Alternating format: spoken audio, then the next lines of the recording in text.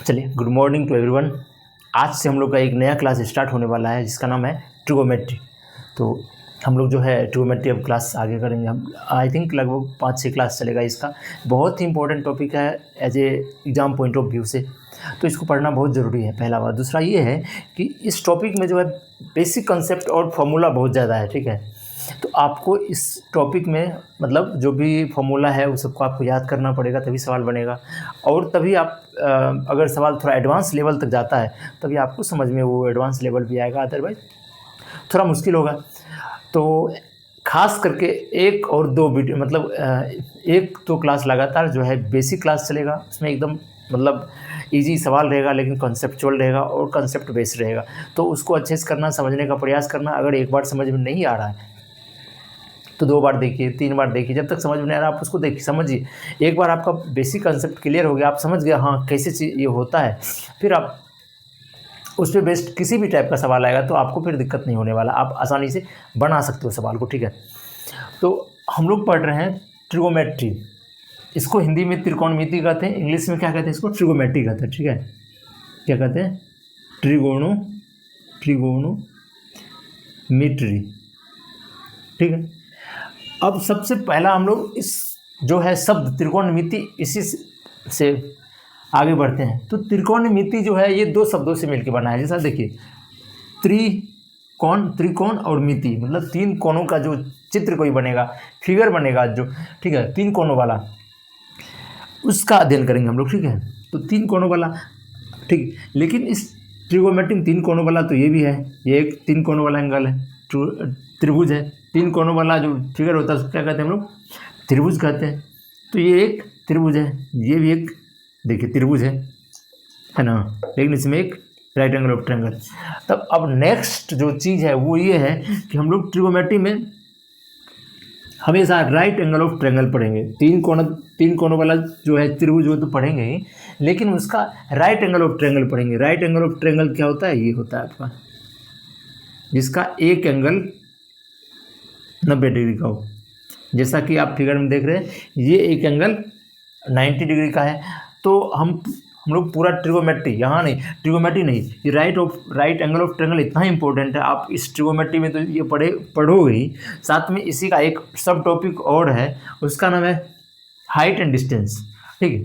ऊंचाई एंड दूरी, वो जब पढ़ेंगे उसमें भी यही triangle, right angle of triangle use होने वाला है। इसी के बारे में पढ़ेंगे, इसी का अध्ययन करेंगे।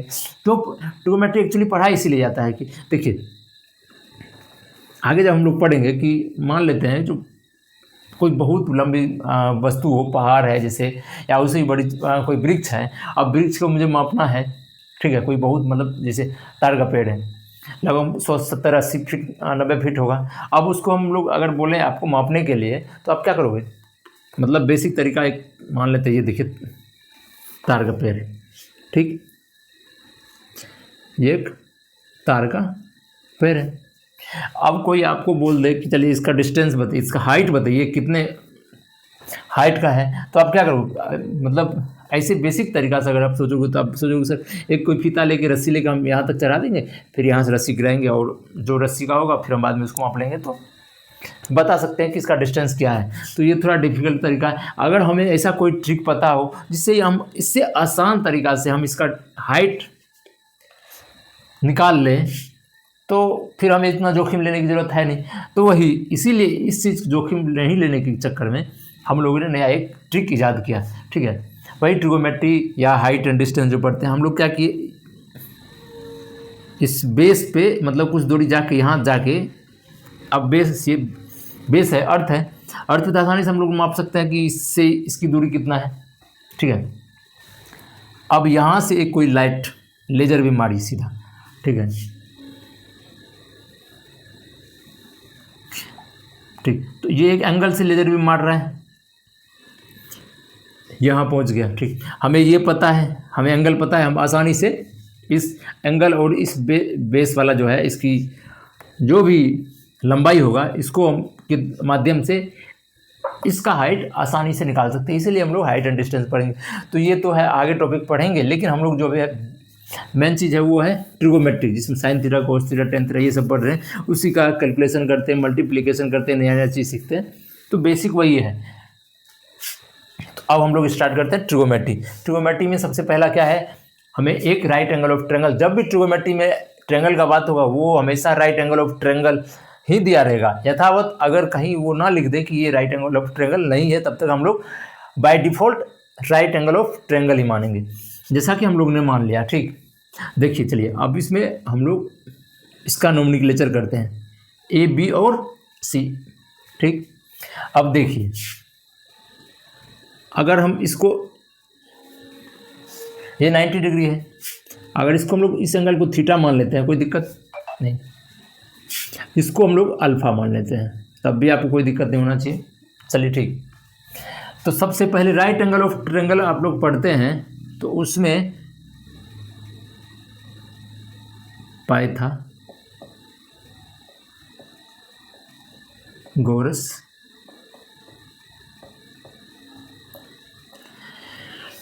आप 9th या 10th में पाइथागोरस में पढ़े होंगे थ्योरम। उस थ्योरम के अकॉर्डिंग क्या कहता है, अगर कोई राइट एंगल ऑफ ट्रायंगल दिया हो तो उसका होता है तीनों भुजा, जो तीन साइड का भुजा है, तीनों साइड भुजा का जो रिलेशन है AC square equal to AB square plus BC square. ठीक, अब अगर कोई ये सोचोगे कि सर ये कहाँ से आया, ये फॉर्मूला हम लोग नहीं पता है, तो आप एक बार जाके फिर से आप 10th करो, 9th करो, तभी आपको समझ में आएगा। अदरवाइज यहाँ अब इस पाइथागोरस परिमेय को प्रूव करने के लिए हम लोग नहीं बैठे हैं।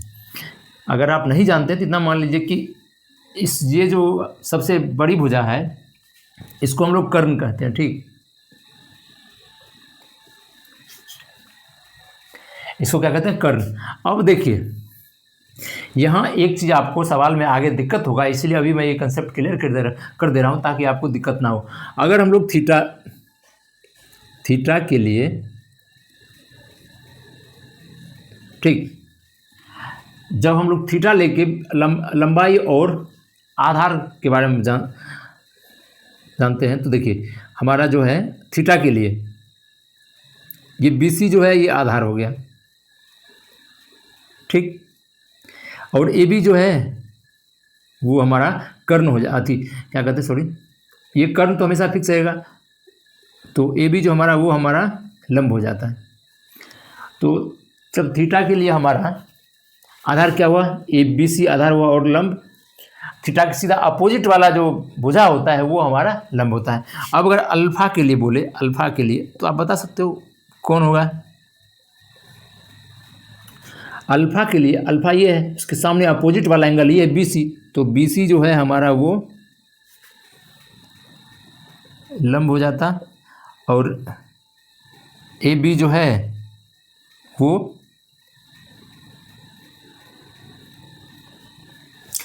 आधार हो जाता है।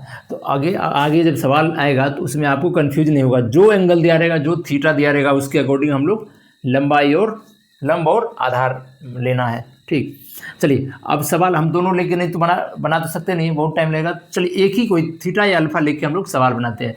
थीटा इसीलिए लेके हम लोग बनाते हैं, आगे ज़्यादातर आप देखे होंगे, अगर नहीं देखे हैं, और हम लोग जो आगे बनाने वाले इसलिए क्योंकि देखिए ये एकदम लगता है, फील भी थोड़ा होता है, एकदम बेस है इसलिए, और ये बेस इस थीटा के लिए बेस यही होता है, इसलिए हम लोग इसको लेके चलते हैं। चलिए इस थीटा के लिए हमारा आधार ये हो गया और लंब ये हो गया, कोई दिक्कत।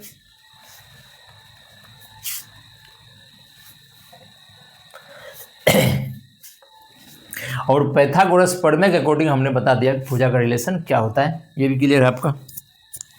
अब चलिए एक चीज़ बताइए, एक चीज़ और आप लोग मतलब 9th या 10th में ज्योमेट्री में पढ़े होंगे, किसी भी किसी भी ट्रायंगल के लिए उसके तीनों कोनों का योग क्या होता है, 90 डिग्री होता है। Angle A plus angle B plus angle C equal to 90 degree, sorry 180 degree होता है।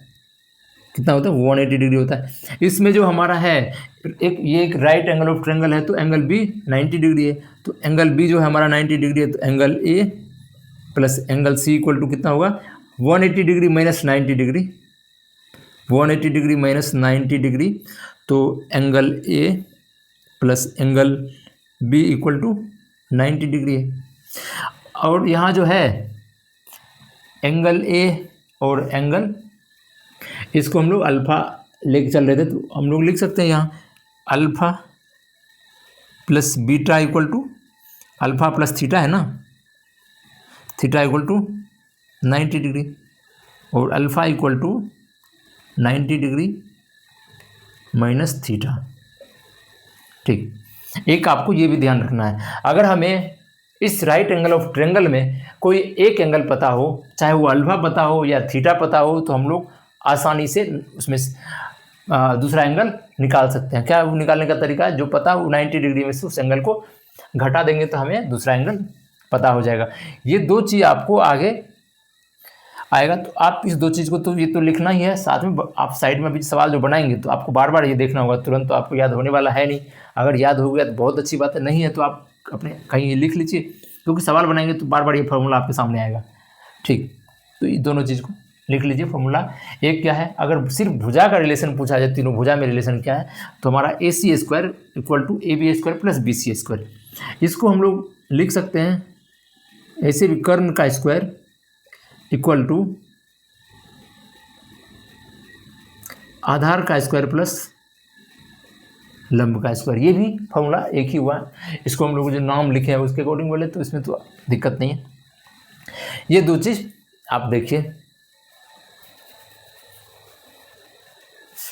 अब चलिए, अब कुछ सवाल हम लोग जो है पाइथागोरस प्रमेय पे बनाते हैं, फिर आगे बढ़ेंगे। इस पे क्या सवाल बनाना है, इस पे तो मुझे नहीं लगता कुछ सवाल बनाने की जरूरत है। अगर थीटा इक्वल टू मान लेते हम लोग बोलेंगे, चलिए आगे देख सकते हैं आप। मिटा ही दो इसको, फिर लिख लिया जाएगा।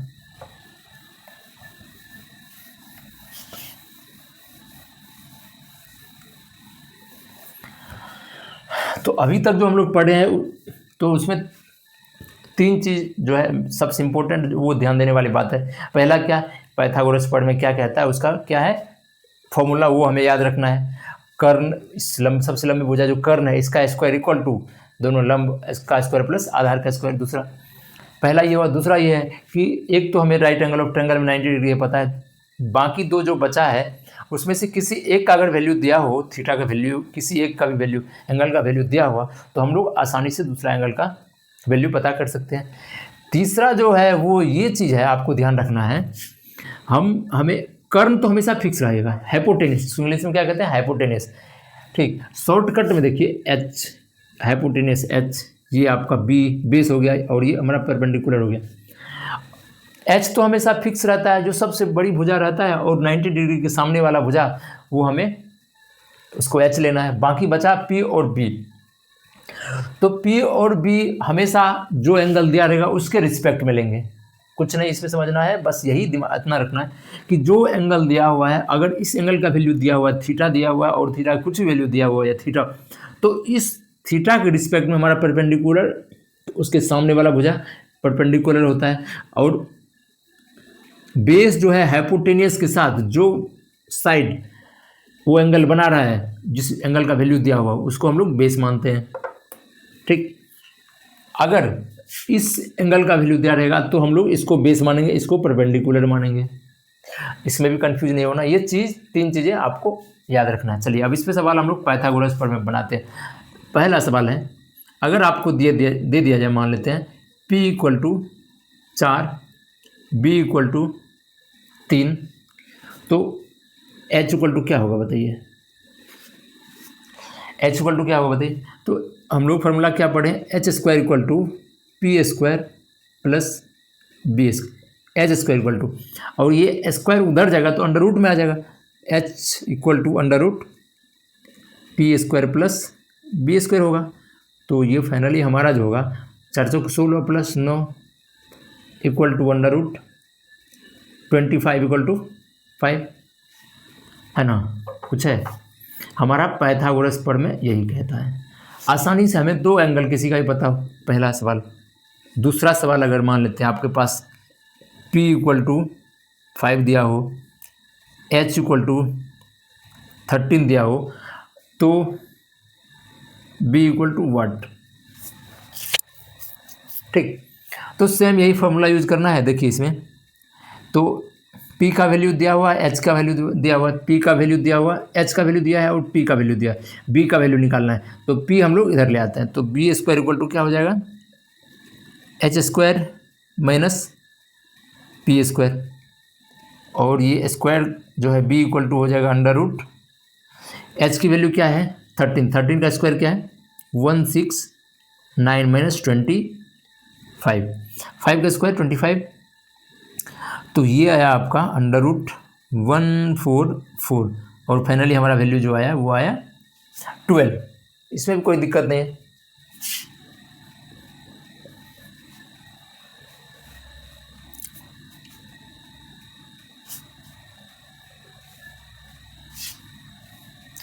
अब एक देखिए सवाल, P इक्वल टू मान लेते 4 दिया है, B इक्वल टू 1 दिया है, तो H इक्वल टू बता सकते हैं आसानी से व्हाट, तो हम लोग वही कुछ नहीं करना है, सीधा फार्मूला पे रखना है, 4 चौके 16, 1 का स्क्वायर 1 ही होगा, तो अंडर रूट 17 आया।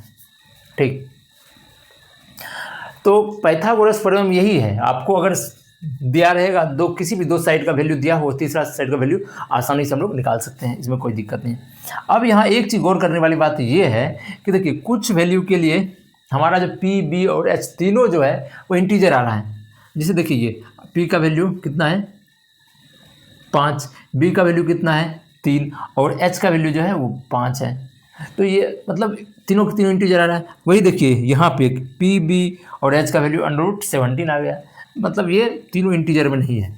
और जैसे ये है देखिए P का वैल्यू 5 है, H का वैल्यू 13 है और B का वैल्यू 12 है, ये भी एक इंटीजर है। ठीक, अब उस चीज़ पे आते हैं हम लोग, क्योंकि सवाल जब आएगा आपको तो हमेशा ये पाइथागोरस प्रमेय पे ऐसे सिंपल सवाल नहीं आएगा, चलिए दो साइड दे दिया तीसरा साइड आप निकालिए, तो वहाँ मेन चीज़ और रहेगा निकालने के लिए, कुछ और चीज़ रहेगा, sign theta cos square sine, उसका मतलब मल्टीप्लिकेशन बहुत टाइप का रहेगा, तब आप इसमें नहीं फंस के रह जाओगे।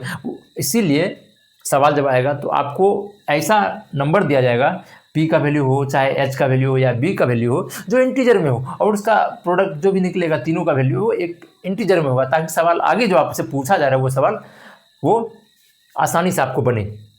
चलिए वो चीज़ देखते हैं।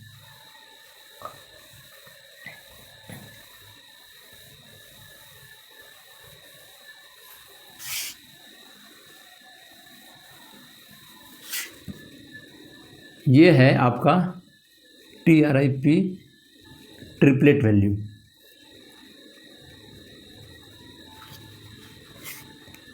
इसको हम लोग हिंदी में भी लिख सकते, अगर राइट एंगल ऑफ ट्रायंगल के तीनों साइड का वैल्यू इंटीजर में हो तो वह ट्रिपलेट वैल्यू कहलाता है। मतलब अगर कोई राइट एंगल ऑफ ट्रायंगल हो और उसके तीनों साइड का जो है वैल्यू वो अगर इंटीजर में दिया हो तो वो हमारा ट्रिपलेट वैल्यू कहलाएगा। ठीक, ये ऐसा कुछ खास है नहीं, लेकिन ये इसलिए पढ़ा जाता है आपको भी जो हम कुछ लिखाएंगे ताकि आपको आगे वो काम दे, आप सवाल बनाने के लिए आपको ये शॉर्टकट ट्रिक आपको याद रहे, इसीलिए इस चीज़ का इजाद किया गया।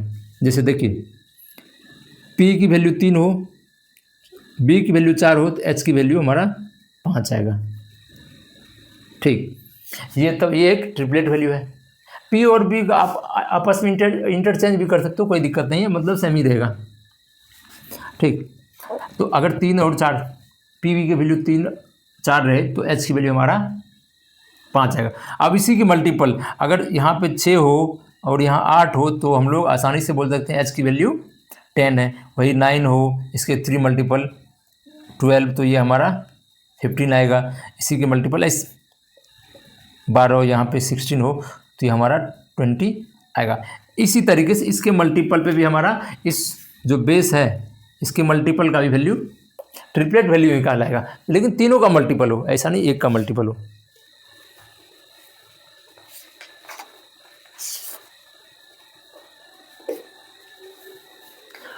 ऐसे इसी तरीके से है एक 5, 12 और 13। ठीक, इसका भी सेम वही मल्टीपल अगर हो तो थर्ड भी मल्टीपल सेम ही रहेगा। अगर यहाँ 10 दिया हो, यहाँ 24 दिया हो, तो आप आसानी से बता सकते हो पी भी अगर ये हो तो एच की वैल्यू हमारा 26 होगा। तो आपको जो है बेसिक ये याद रखना पड़ेगा, 3, 4 और 5 एक ट्रिपलेट वैल्यू है राइट एंगल ऑफ ट्रायंगल के लिए, 5, 12 और 13 एक ट्रिपलेट वैल्यू है। इसी तरह अगर यहाँ 15 दिया हो, यहाँ 36 दिया हो तो यहाँ 39 हो जाएगा। इसी तरीके से हमारा ये है। और उसके बाद कुछ और भी आप लोग लिख सकते हो, वो क्या है आपका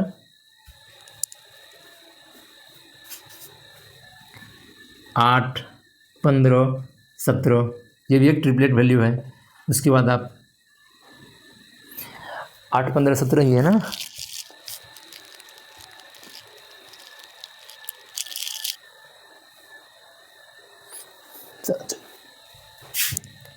सात, 24, 25 ये एक ट्रिपलेट वैल्यू है।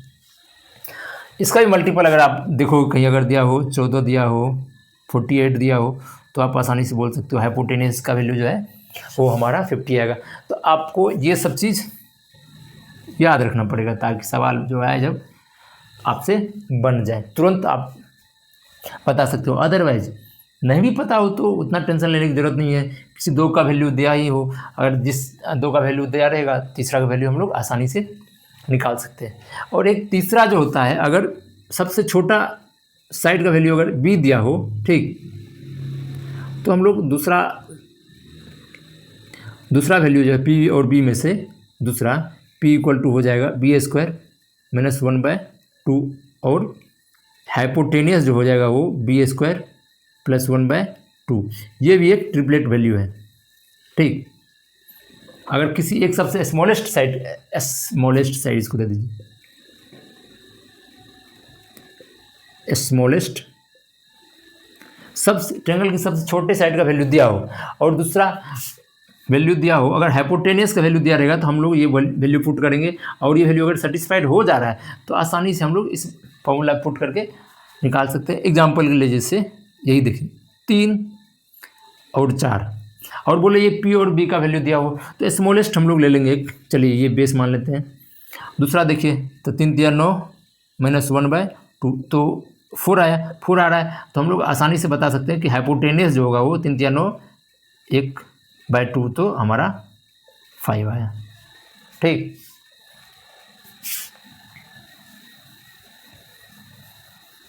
हम लोग यहाँ भी लिख सकते हैं, इसको आप लोग लिख लीजिए। ये भी एक ट्रिपलेट वैल्यू है, b² - 1/2 b² + 1/2।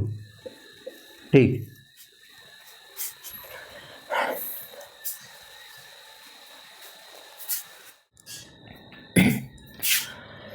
चलिए ट्रिगोमेट्री में जो है हम लोग ने अभी ट्रिपलेट वैल्यू समझ लिया अच्छे से। ठीक, अब आगे बढ़ते हैं, जो ट्रिगोमेट्री का मेन चीज़ है वो अब हम लोग पढ़ते हैं। ठीक,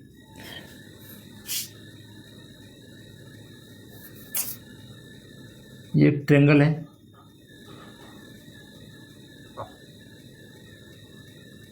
ठीक, आपका ये एक साइड ये राइट एंगल ऑफ 90 डिग्री है, ABC। अभी तक जो हम लोग पढ़े हैं ट्रिगोमेट्री में वो पढ़े हैं कि तीनों साइड में अगर किसी 2 साइड की वैल्यू दिया हो तो हम लोग तीसरा साइड की वैल्यू आसानी से निकाल सकते हैं। पहला या दूसरा ये पढ़े हैं कि एक तो राइट इस ट्रायंगल में एक एंगल का वैल्यू तो हमेशा 90 डिग्री रहता है, कोई दिक्कत है, बाकी बचा 2, किसी दोनों में से किसी एक का अगर वैल्यू पता है तो हम लोग आसानी से दूसरे का वैल्यू बता सकते हैं। उसके बाद पढ़े हैं कि जो एंगल हम लोग लेते हैं जिसका वैल्यू दिया हुआ उसके रिस्पेक्ट में लंब और आधार लेते हैं, हाइपोटेनियस कर्व तो हमेशा सेम ही रहता है। ठीक, ये पढ़े। उसके बाद एक ट्रिपलेट वैल्यू पढ़े थे। अब जो है इस टॉपिक में हम लोग का जो मेन है वो है एंगल और साइड का रिलेशन बताना। ठीक, जैसा अगर थीटा की दोनों में से किसी का एक का भी एंगल अगर हमें पता है दिया हो और किसी भी साइड का पता हो तो उसका रिलेशन क्या हो और क्या होगा वो हम लोग पढ़ेंगे।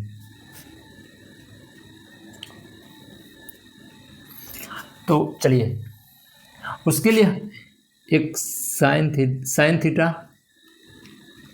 कोस थीटा और टेन थीटा, ये 3 चीज़ें लिए। अब देखिए इनका साइन थीटा इक्वल टू क्या होता है, इसको मान ये हाइपोटेनियस आपका हो गया, थीटा ये माने हैं तो बेस ये होगा और परपेंडिकुलर ये होगा। तो साइन थीटा इक्वल टू होता है लंब बटे कर्ण, ठीक। इसको P बाय H आप लोग बोल सकते हैं। कॉस थीटा इक्वल टू होता है आधार बटे कर्ण, इसको आप लोग B बाय H बोल सकते हैं। और तीसरा जो है क्या है, टेन थीटा।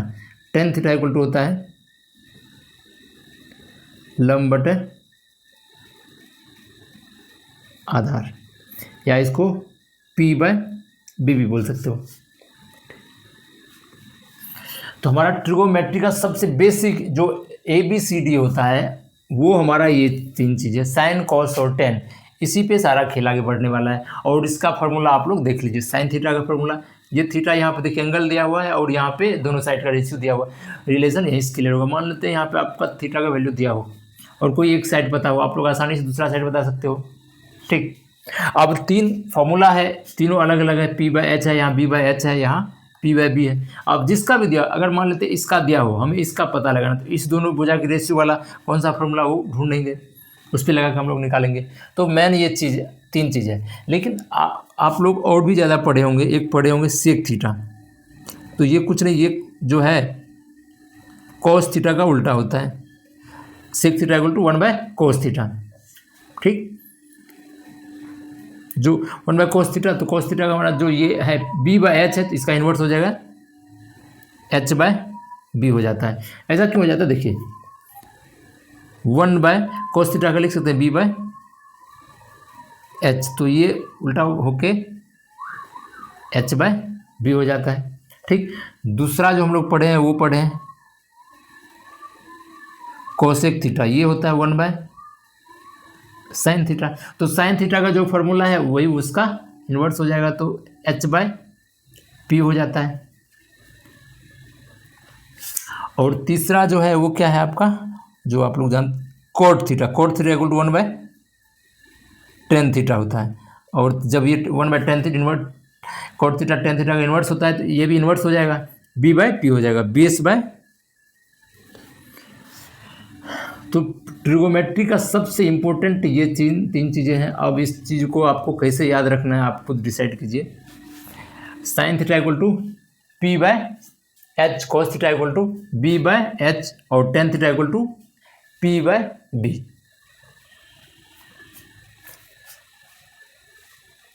अब बाकी जो है ये देखिए, सेक थीटा कोस थीटा का इन्वर्स होता है, कोसेक थीटा साइन थीटा का इन्वर्स होता है, और कोट थीटा जो है टेन थीटा का इन्वर्स होता है। तो आप उसके अकॉर्डिंग फार्मूला को इन्वर्स करके आसानी से निकाल सकते हो। तो आपको याद करने का जो है ये 3 चीज़ है।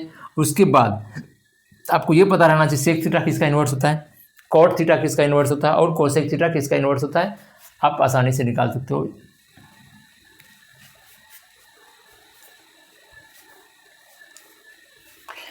इसको आप लिख लीजिए, फिर आगे बढ़ते हैं, ठीक। अब देखिए ये sign theta cos theta tan theta जो भी है, इसके आपस में भी इसका अपना रिलेशन है, वो रिलेशन भी हम लोग 2-3 जो अभी है उसको पढ़ लेते हैं, फिर आगे बढ़ेंगे।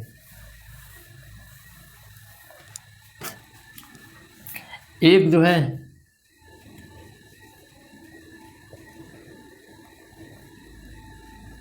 Sign square theta plus cos square theta equal to 1 होता है। दूसरा जो है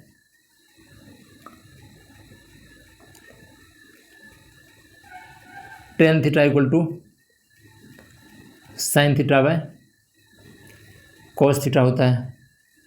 तीसरा जो है आपका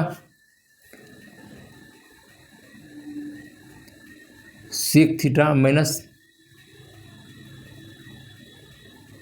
सेक square theta minus tan square theta equal to 1 होता है। और चौथा जो है वो CO cosec square theta minus cot square theta equal to 1 होता है। अब इस चीज़ को हम लोग प्रूव करके और आप लोग को बता देते हैं कैसे होता है। तो सबसे पहला काम है हम लोग ट्रायंगल मिटा देते हैं, ये हमेशा रहना चाहिए। ये मान लेते हैं थीटा है। अब जब ये थीटा है तो हमारा ये बी बेस हो जाएगा, ये हमारा परपेंडिकुलर हो जाएगा और ये हमारा हाइपोटेनस हो जाएगा। अब देखिए इसको प्रूव करते हैं। पहला नंबर का sign square theta plus cos square theta, मतलब साइन थीटा का जो फॉर्मूला है उसका स्क्वायर करना है, कोस स्क्वायर थीटा का जो फॉर्मूला है उसका स्क्वायर करना है। तो इसका क्या होता है P/H, दोनों का स्क्वायर होगा, प्लस कोस थीटा का फॉर्मूला होता है B²/, मतलब B/H होता है तो स्क्वायर है ना, तो B²/H²। ये आया, नीचे में स्क्वायर है कॉमन आ जाएगा H², और ऊपर में आ गया P² plus B² equal to P² plus B²। Pythagoras प्रमेय के अकॉर्डिंग क्या होगा H²/H² इक्वल टू 1। हमारा ये प्रूव हो गया। अब इस चीज़ को देखिए, sign theta by cos theta ये फॉर्मूला है। अब इसको प्रूव करते हैं। तो प्रूव्ड आप ऐसे कर सकते हैं, साइन थीटा का फॉर्मूला क्या होता है P/H और कोस थीटा का B/H। P/H, H है सबसे नीचे सबसे ऊपर जाएगा और ये नीचे B कट गया तो P/B आया। P/B किसका टेन थीटा का होता है। इसी तरीके से इसका और इसका आप, मैं इसका निकाल दे रहा हूँ, आप इसका निकालिएगा एक का। सेक स्क्वायर थीटा जो है किसका 1/cos थीटा होता है, कोस H/B का square minus P²/B²। B² common आ गया, H² minus P², H² minus P² equal to B² होगा, तो B²/B²। ये कट के हमारा 1 आ गया, जो कि 1 यहाँ दिया हुआ है। आप एक लास्ट ये है cosec square minus cos square theta minus cot square theta equal to 1। अब कोसेक स्क्वायर थीटा, कोसेक का फॉर्मूला क्या होता है आप उसको यहाँ रखना, उसका स्क्वायर करना है। कोट थीटा का क्या फॉर्मूला होता है उसका आप लोग स्क्वायर कीजिएगा और फिर दोनों को सॉल्व कीजिएगा, बताइएगा कितना आ रहा है। इतना चीज़ है। अब जो है मेन वो था sign theta cos theta tan theta, उसका फॉर्मूला जो है वो आपको याद रखना है। उसके बाद सेक थीटा कोसेक थीटा और कोट थीटा किसका इन्वर्स होता है कौन, वो याद रखना है, या डायरेक्ट आप फॉर्मूला भी याद रख सकते हो, कोई दिक्कत नहीं है। और तीसरा चीज़ जो है ये आपको याद रखना है। अब सवाल जब बनाएंगे कम से कम लगातार 50 सवाल बनाएंगे तो रेंडमली किसी भी आ सकता है। तो नेक्स्ट लेक्चर आप इसको एकदम कंठस्थ आपको याद रहना चाहिए हर फॉर्मूला। एक्चुअली मैं जब सवाल बनाऊंगा तो हर क्या कहते हैं फॉर्मूला तो बताऊंगा ही, लेकिन आपको एक आइडिया याद रखोगे तो आइडिया मिल जाएगा, हाँ ऐसे बनाना है।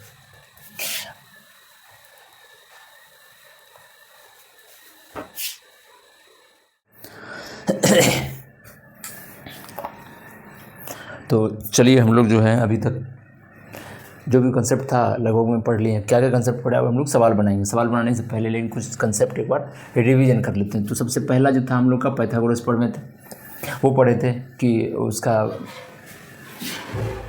जैसे ये एक ट्रायंगल है,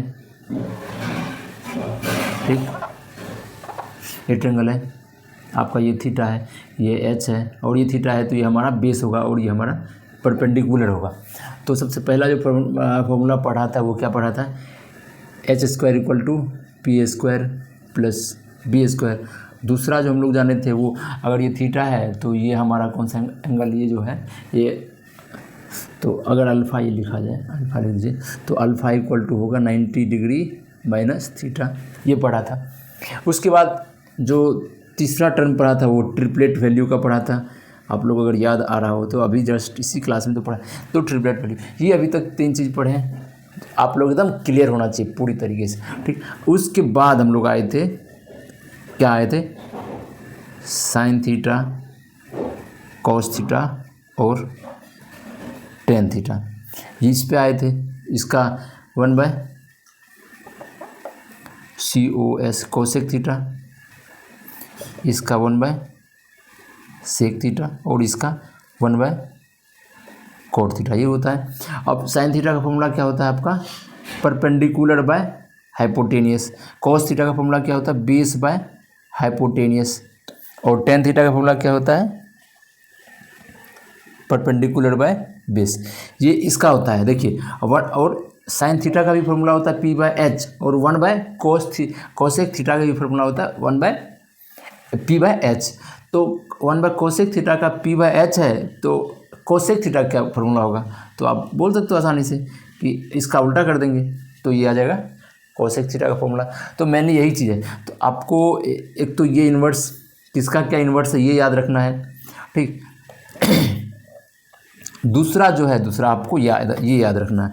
आप इस चीज़ को याद रखने के लिए आप जो है टेन का कॉट, कोस का सेक, साइन का कोसेक आपको याद रखना पड़ेगा।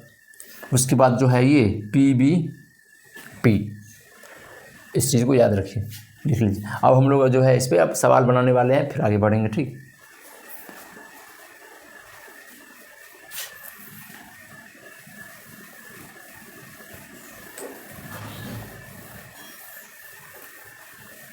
चलिए पहला सवाल, if tan theta equal to 3/4 then cot theta plus sec theta equal to what. यहाँ पे हमारा tan थीटा इक्वल टू दिया हुआ है 3/4, तो cot theta plus sec theta का क्या वैल्यू होगा ये हमें बताना है। तो सबसे पहले देखिए tan थीटा का दिया हुआ, tan थीटा का फॉर्मूला क्या होता है, आप कॉपी पे देखिए बार, ठीक। तो आपको लगेगा ये होता है सर P/B। P/B का वैल्यू क्या है 3/4, तो इसका मतलब हुआ P इक्वल टू 3 और B इक्वल टू 4। जब P और B का वैल्यू हमें पता है तो हम लोग आसानी से H की वैल्यू बता सकते हैं। H की वैल्यू क्या होगा, 3 का स्क्वायर प्लस 4 का स्क्वायर, तो ये आया आपका 25 इक्वल टू 5। तो हमारा H का भी वैल्यू पता चल गया। अब cot theta plus sec theta हमें बताना है। तो cot थीटा का फॉर्मूला क्या होता है, जो tan थीटा का फॉर्मूला होता है उसका इन्वर्स, तो तो P/B है, tan थीटा का फॉर्मूला तो B/P, मतलब cot theta plus sec theta. cot theta का क्या होगा B/P प्लस सेक थीटा किसका इन्वर्स होता है, cos थीटा का। cos थीटा का फॉर्मूला होता है बेस बाय कर्न, बेस बाय हाइपोटेनियस, तो हाइपोटेनियस बाय बेस हो जाएगा सेक थीटा का फॉर्मूला। अब हम लोग को बस इसका वैल्यू रखना है। P का वैल्यू क्या है हमारा, B का वैल्यू 4 है। उसके बाद P का वैल्यू जो है हमारा 3 है, प्लस हाइपोटेनियस का वैल्यू 5 है, और B का वैल्यू जो है हमारा 4 है। तो फाइनली आंसर जो है चढ़तिया 12, 16 प्लस 15, तो यह आया आपका 31/12, बस, ठीक। चलिए अब आगे फिर सवाल बनाइए। अभी जो है जो सवाल हम लोग आगे बनाने वाले हैं, बना रहे हैं, इस सब में मैक्सिमम फार्मूला ही है, आगे और कंसेप्चुअल आएगा, लेकिन अभी जो आ रहा है ये ताकि आपको कुछ आइडिया मिले, कुछ समझ में आए फार्मूला का use. 2 sine theta equal to आपको अगर दे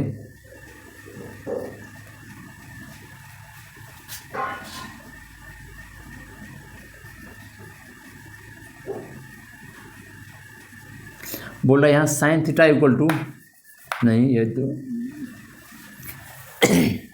साइन थीटा इक्वल टू है आपका 6/10, तो tan theta plus cot theta का वैल्यू क्या होगा, ठीक है, ये आपसे पूछ रहा है। तो साइन थीटा का फॉर्मूला क्या होता है, सबसे पहला काम तो हमें है साइन थीटा, तो परपेंडिकुलर बाय हाइपोटेनियस होता है, देखिए कॉपी में, और इसके अकॉर्डिंग 6/10 है, तो हमारा परपेंडिकुलर जो है वो 6 हुआ, हाइपोटेनियस जो हमारा 10 हुआ। तो B बेस है जो है वो हमें बता सकते हैं कितना होगा, बेस हमारा होगा 8। एक तो आप इस चीज़ को देखिए, आपको लगेगा ये ट्रिपलेट वैल्यू है, 3 का मल्टीपल 3 दूना 6 और हाइपोटेनस 5 का मल्टीपल 5 दूना 10, तो ये 4 का मल्टीपल 2 टाइम्स मल्टीपल हुआ तो 8 हुआ। या इसको आगे आप ऐसे भी कर सकते हो, बी स्क्वायर इक्वल टू 100 का स्क्वायर माइनस 6 का स्क्वायर, तो ये आया आपका 100 माइनस 36, तो आया 64, बी स्क्वायर इक्वल टू, तो बी इक्वल टू 8 है जो हमारा यहाँ आ रहा है 8। ठीक, अब हमें पी बी एच का वैल्यू पता चल गया, सीधा इसका फॉर्मूला रखना है भुजा के फॉर्म में, उसके साइड के फॉर्म में या भुजा के फॉर्म में, फिर उसके बाद हमें वैल्यू पुट करना है। इसका होता है पी बाय बी प्लस इसका कोड थीटा का होता है बी बाय पी, यही होता है। तो P by B perpendicular by P कितना हमारा 6 है और बी जो है 8 है, और कोड थीटा इसका उल्टा हो जाएगा तो 8/6 हो जाएगा, तो 48, 36 प्लस 64 100/48, यह आंसर आया।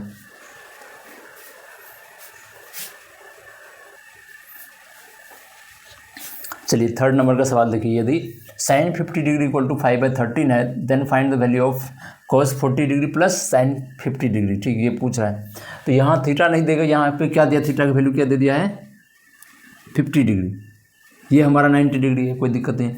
अब एक बात, तो जब हमें इस एंगल का वैल्यू पता हो क्या है 50 डिग्री, तो इस अल्फ़ा एंगल का वैल्यू आप बता सकते हो क्या होगा, इस दोनों का योग जो है वो 90 डिग्री होता है, और एक एंगल का वैल्यू 50 डिग्री दिया हुआ है, दूसरा एंगल का value 90 degree minus 50 equal to 40 degree. हमें इसका भी पता है, हमें इसका इस एंगल का भी वैल्यू पता है। अब देखिए यहाँ sin 50 डिग्री का वैल्यू दिया हुआ है, मतलब इस एंगल का बात कर रहा है। जब इस एंगल का बात कर रहा है तो बेस हमारा ये होगा और परपेंडिकुलर ये होगा, हाइपोटेनियस तो ये होगा, तो जो है, और साइन थीटा का फॉर्मूला होता है परपेंडिकुलर लंब बटे कर्ण, तो मतलब p का वैल्यू दिया हुआ, तो p का वैल्यू कितना है 5, और h का जो वैल्यू है वो कितना है 13, तो आप b का वैल्यू बता सकते हो, b का वैल्यू होगा, ये होगा आपका 12, आप निकाल के देखो, h square minus P square का अंडर रूट करोगे तो आपको आएगा 12। ठीक, अब ये आ गया।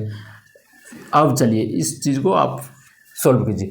cos 40 डिग्री है, कहने का मतलब 40 डिग्री लिया तो ये एंगल लिया है, अब ये एंगल लिया, इसके रिस्पेक्ट में आप इसका फार्मूला देखोगे, इसका फार्मूला होता है क्या, cos 40 degree base by hypotenuse plus इसका क्या होता है साइन का परपेंडिकुलर बाय हाइपोटेनियस। यहाँ पी बी इसको देख के आपको नहीं लेना, यहाँ एंगल अलग अलग है, उसके रिस्पेक्ट में क्या वैल्यू है, जैसे देखिए ये जो आया है ये तो थीटा मतलब 50 डिग्री की रिस्पेक्ट में आया, 50 डिग्री रिस्पेक्ट में आया, तो बी की वैल्यू क्या है 12 है, ये आपका 5 है, और ये हमारा 13 है।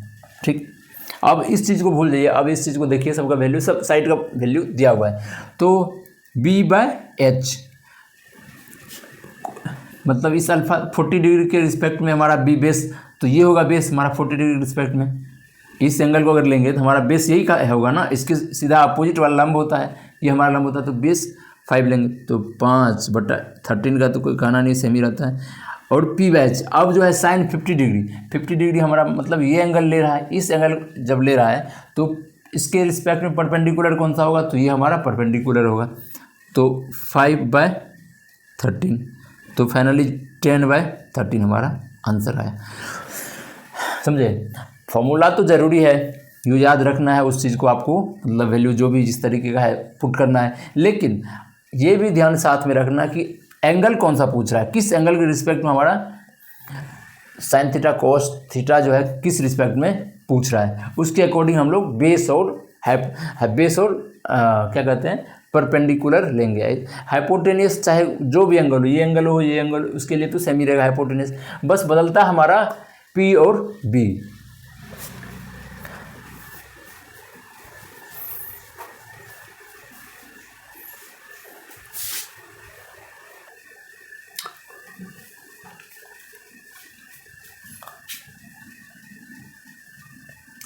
चलिए अब चौथा नंबर का सवाल देखिए, यहाँ पे दिया हुआ है tan 57 डिग्री का, सबसे पहले राइट एंगल ऑफ ट्रायंगल हमें बनाना है, जो कि बना लिया।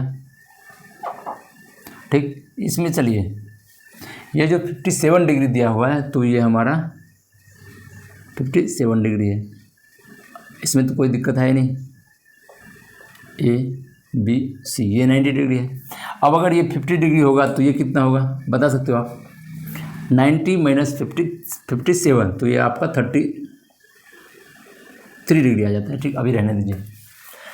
अब चलिए 1057 डिग्री मतलब 10 इस एंगल का बात कर रहा है, इस एंगल के रिस्पेक्ट में हमें लंब और आधार लेना है।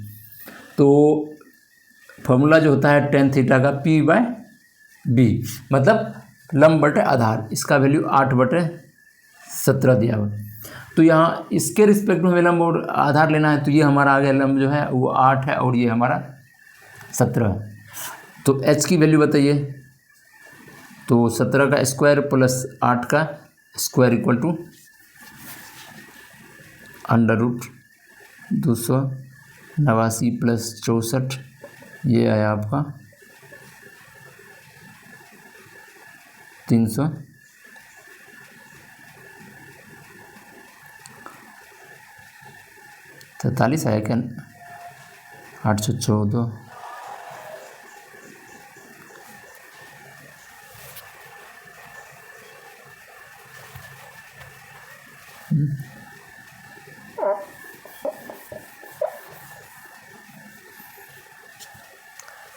17 का स्क्वायर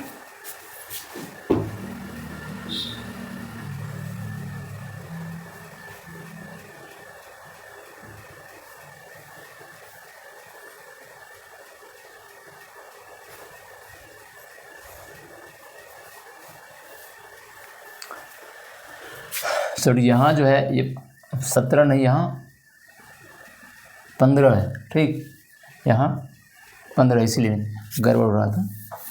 अब देखिए 8 और 15 दिया हुआ है, यहाँ 15, तो h की वैल्यू जो होगा वो होगा 225 प्लस 64, तो √289, तो ये आया 17।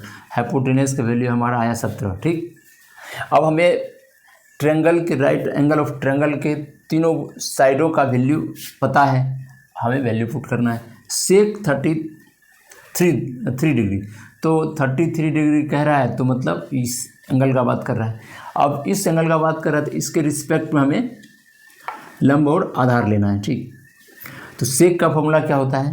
वो फॉर्मूला होता है आपका कर्ण बटा, सेक होता है कोस का इन्वर्स, कोस मतलब बेस आधार, ये होता है प्लस, और इसका होता है लंब बटे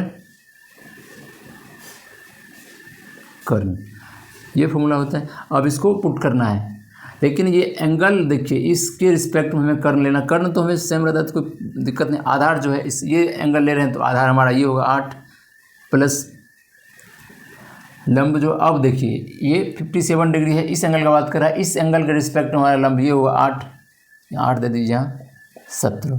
तो फाइनली आंसर जो है हमारा 8 गुना 17 का स्क्वायर प्लस 8 64, 289 प्लस 64 बाय 18, ये आया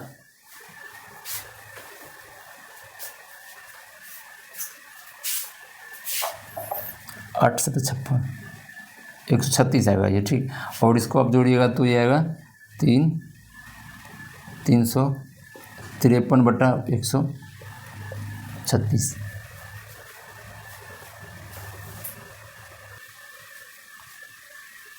पाँचवा नंबर का सवाल देखिए, sign 17 degree equal to x/y है, तो सेक 70 डिग्री माइनस साइन 73 डिग्री का वैल्यू क्या होगा? चलिए राइट एंगल ऑफ ट्रायंगल बना लीजिए। अगर ये थीटा लेते हैं और इसका वैल्यू अगर 17 डिग्री है, ये तो 90 डिग्री है, तो साइन 17 डिग्री का वैल्यू x/y है, मतलब लंब बटे आधार, लंब बटे कर्ण। तो कर्ण हमारा ये है y, 70 डिग्री रिस्पेक्ट में जो हमारा लंब होता है ये x होगा, तो ये एंगल जो होगा वो क्या होगा? Y square minus x square होगा। ठीक, अब हमें इस ट्रायंगल के तीनों साइड का वैल्यू पता है, अब वैल्यू पुट करना। सेक 70 डिग्री, देखिए सेक जो है आप सेक कोसेक और कोट ये तीनों इन्वर्स है। ठीक, और कोट जो है टेन का इन्वर्स है, बाकी सेक कोसेक जो है साइन कोस का इन्वर्स होता है। तो इन्वर्स में हमेशा कर्ण ऊपर रहेगा, मतलब हाइपोटेन्यूस ऊपर रहेगा, तो वाई ऊपर है बटा सेक जो कोस का इन्वर्स, कोस का बेस क्या हमारा, अब देखिए 70 डिग्री है तो इस रिस्पेक्ट में बेस हमारा ये होगा, तो इसको लिख दीजिए y square minus x square minus दिया है ना, माइनस साइन 73 डिग्री, ये 17 डिग्री है तो ये हमारा 73 डिग्री हुआ। ठीक, अब जब ये 73 डिग्री हुआ, इसके रिस्पेक्ट में ये बेस होगा, ये हमारा कर्ण होगा, तो लेकिन परपेंडिकुलर पूछ रहा है साइन 73 डिग्री तो 7 परपेंडिकुलर बाय हाइपोटेन्यूस, तो परपेंडिकुलर इस एंगल के रिस्पेक्ट में ये हुआ under root Y square minus x square by कर्ण तो हमेशा वाई ही रहेगा, कोई दिक्कत नहीं। अब इसको सॉल्व कीजिए, y under root Y square minus x square, तो ये वाई स्क्वायर माइनस इसका पूरा y square minus x square, y square minus y square plus x square by y under root Y square minus x square, ये y cut गया, तो finally हमारा answer जो आया x square by y into y square minus x square, बस।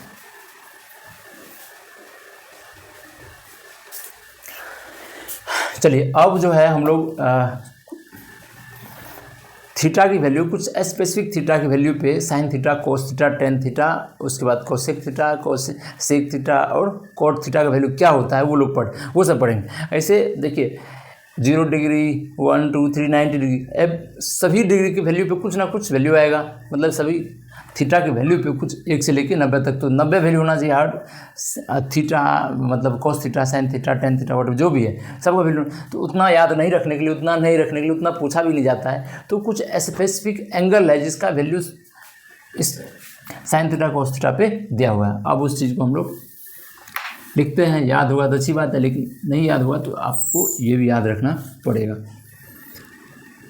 चलिए यहाँ theta दे दीजिए, थीटा जो है हमारा 0 डिग्री पे क्या होगा, 30 डिग्री पे क्या होगा, उसके बाद 45 डिग्री पे क्या होगा, फिर 60 डिग्री पे क्या होगा, फिर फाइनली हमारा 90 डिग्री पे क्या होगा। ये यहाँ दे दीजिए आप साइन थीटा, कोस थीटा,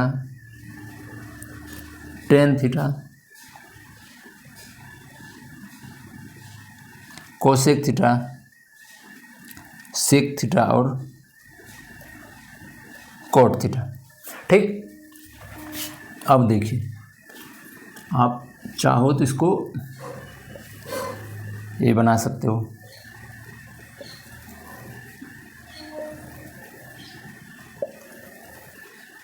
और फाइनली हमारा ये आया।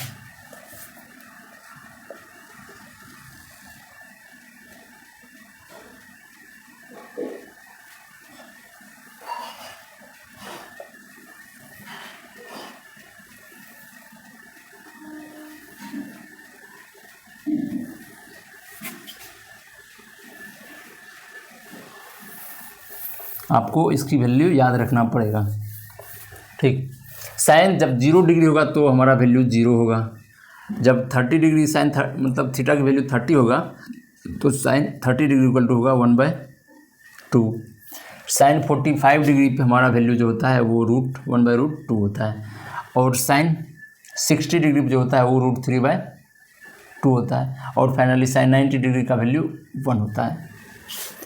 सेम कोस थीटा का वैल्यू जो है सेम इसका विपरीत हो जाता है, साइन वहाँ 90 डिग्री की वैल्यू 1 है, यहाँ कोस 0 डिग्री का वैल्यू 1 होगा, इसका उल्टा कर दीजिए। अब यहाँ पे साइन 60 डिग्री का वैल्यू √3/2 है, यहाँ कोस 30 डिग्री का वैल्यू √3/2 2 होगा। यहाँ ये सेम का सेम ही रह जाएगा। फिर यहाँ 1/2 आएगा। cos 60 डिग्री का वैल्यू और cos 90 डिग्री का वैल्यू हमारा 0 होता है।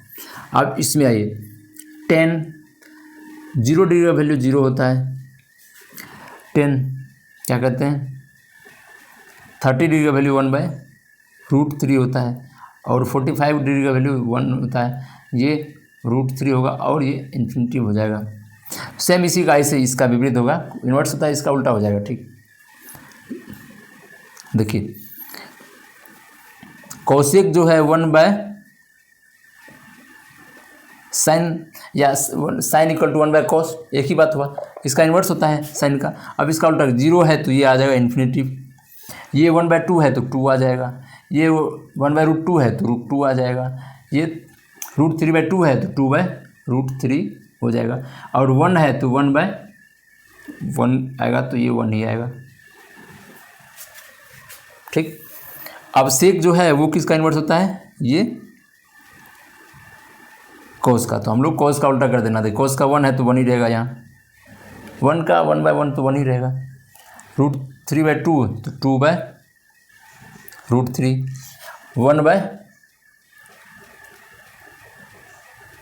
1/√2 का तो ये √2 हो जाएगा।